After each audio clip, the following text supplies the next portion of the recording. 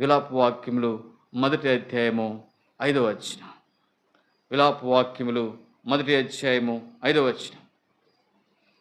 ఇర్మియా తర్వాత ఉంటుంది చూడండి. విలాప వాక్యములు చదవండి తీసిన వారు. 1వ అధ్యాయము 4వ వచనం చదవండి. క్షమించండి, 4వ వచనం. నియామక కూటములకు ఎవరు రారు గనుక సియోను మార్గములు ఎలా ఉండాలంటే దేవుని రాకడ కొరకు ఎదురు చూసేటువంటి సియోను మార్గాలుగా ఉండాలి. కానీ అర్థమైందా? ఇక్కడ సియోను మార్గాలు ఎలా ఉన్నాయంటే ప్రలాపిస్తున్నాయంట. సియోను మార్గాలు ప్రలాపిస్తున్నాయి.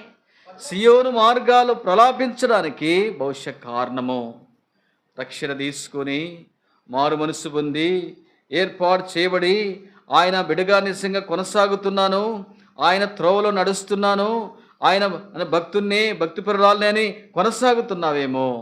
ఏమంటుందంటే చూడమాట 12వ వచనములో 12వ వచనములో త్రోవన నడుచువారులారా ఇలాగూ జరుగుచుండుట మీకు చింత లేదా? ఎలాగున జరుగుతుందంట.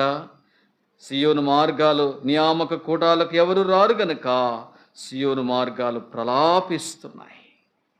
మన జీవితంలో ప్రలాప వాక్యాలు ఉండకూడదు. కానీ ప్రలాపించేది మన ద్వారా నిజంగా సంఘము ప్రలాపించకూడదు. మన ద్వారా విశ్వాసులు ప్రలాపించకూడదు. మన ద్వారా రక్షించబడినటువంటి వారు ప్రలాపించకూడదు. అయ్యో రాలేకపోతున్నారే, ఇంకా అనేకులకు దుఃఖకరంగా ప్రలాపించేటువంటి స్థితిలో నేను కొనసాగుతున్నానా? అనేకులు ప్రలాపించేటువంటి స్థితిలో సంఘాన్ని ఏడిపిస్తున్న సంఘాన్ని సియోను మార్గములు ప్రలాపిస్తున్నాయి. సియోను మార్గములు ప్రలాపిస్తున్నాయి. పట్టణపు గుమ్మములన్నీ పాడైపోయాను. యాజకులు నిట్టూర్పులు విడుస్తున్నారు. ఎందుకంటే నిన్ను బట్టి, నీ స్థితిని బట్టి, మార్చబడిన నీ స్థితిని బట్టి, మార్పు లేని నీ జీవితాన్ని బట్టి, మనసు మార్చుకోలేని, ఆలోచనలు మార్చుకోలేని, పద్ధతులు మార్చుకోలేని, తలంపులు మార్చుకోలేని, మార్గాలు మార్చుకోలేనటువంటి నిజంగా వారి కొరకై నిజంగా సియోను మార్గాలు ప్రలాపిస్తున్నాయంట.